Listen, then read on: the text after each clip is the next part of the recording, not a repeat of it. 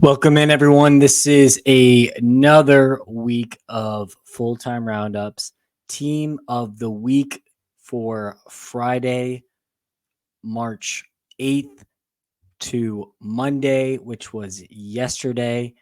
And boy, do we have a really strong XI this week, starting with in goal, Vicario, the Tottenham goalkeeper, has been one of the signings of the season, kept a clean sheet against rivals Aston Villa, and has just been a revelation all season. So I wanted to give him a big shout out today. Now, starting with our formation, we have a 3-4-3 because we thought the more attackers, the better. So starting with the first center back, we have Ben White, who's actually playing right back for Arsenal currently, had 2 assists in their crucial win against Brentford at the death to keep them at the top of the table, actually to leapfrog Liverpool and Manchester City. Next to him is Diego Llorente. We talked about this on the podcast, so go check that out on YouTube and all other platforms. But Diego Llorente scored a game-tying goal at the absolute death for Roma this season, or this weekend, against rivals Fiorentina, and it didn't look like a center back scored it, I'll tell you that. Now, our third center back did not have a goal contribution, but he was the man of the match on the biggest game of the weekend, probably all in Europe, Manchester City versus Liverpool. Virgil van Dijk did not put a single step wrong the entire game and deserves to be in this XI. One of the best defenders in the last 5 years, if not the best. That's not a bold take. That is a fact.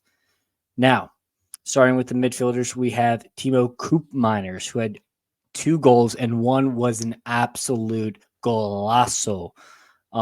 Atalanta ended up tying Juventus, but he had both of Atalanta's goals.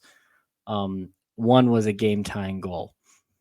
Leon Goretzka, man, I have been tough on him, and he has had a rough year at Bayern Munich, but he put on an absolute masterclass display as Bayern destroyed Augsburg, and he had not 1 goal, but 2 goals, and he also followed it up with 2 assists.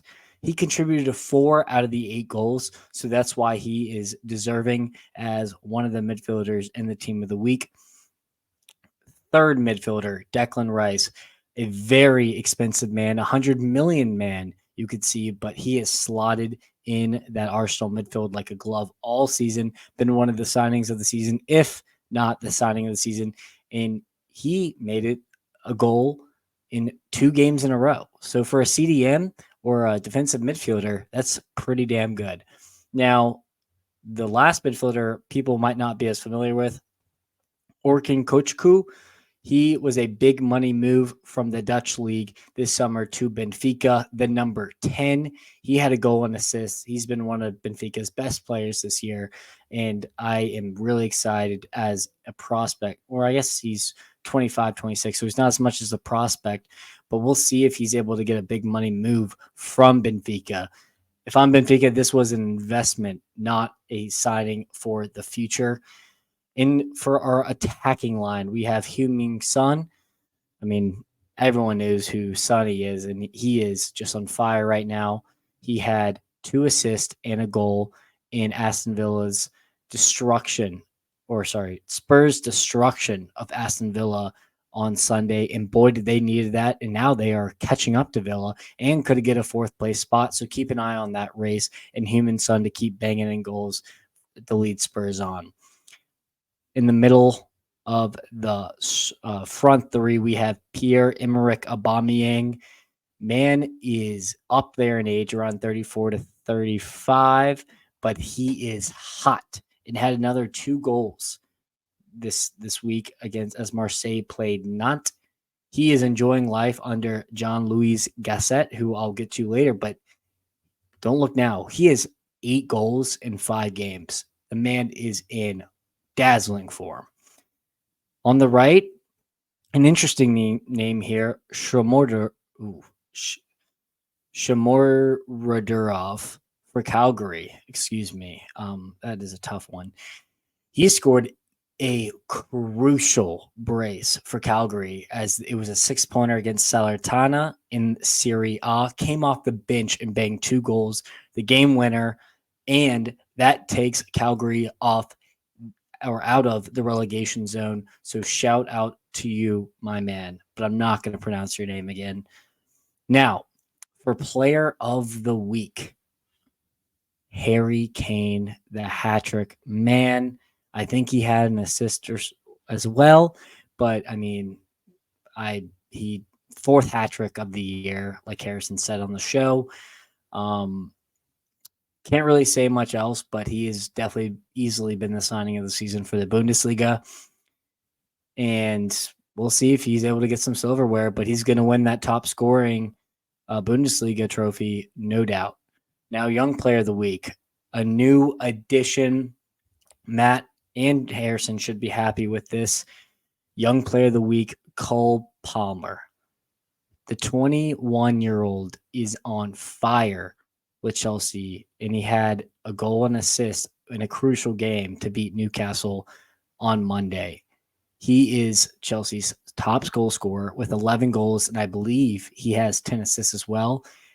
And for his first season getting really consistent minutes after leaving City, he has proved to everyone why he deserves that 40 million transfer fee outside of City and deserves that consistent playing time. Cole Palmer, what a player.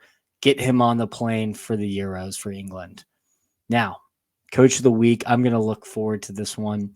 Jean-Louis Gasset. Don't really know much about this guy, but he replaced Gennaro Gattuso, who was terrible at Marseille. Terrible. And Marseille have just been rolling, and so have the goals. They have scored a ton of goals. I think they've won at least 3 or 4 in a row now, and he is deserving of coach of the week.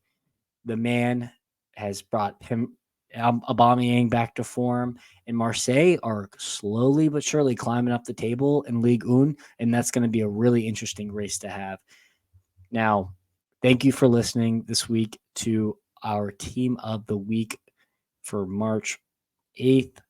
Now, if you're watching this video, go ahead and like and subscribe. Go check out our betting show every Sunday and Thursday, and go check out the Full-Time Roundup podcast every Sunday or Monday morning and Thursday as well. I will see you next Tuesday.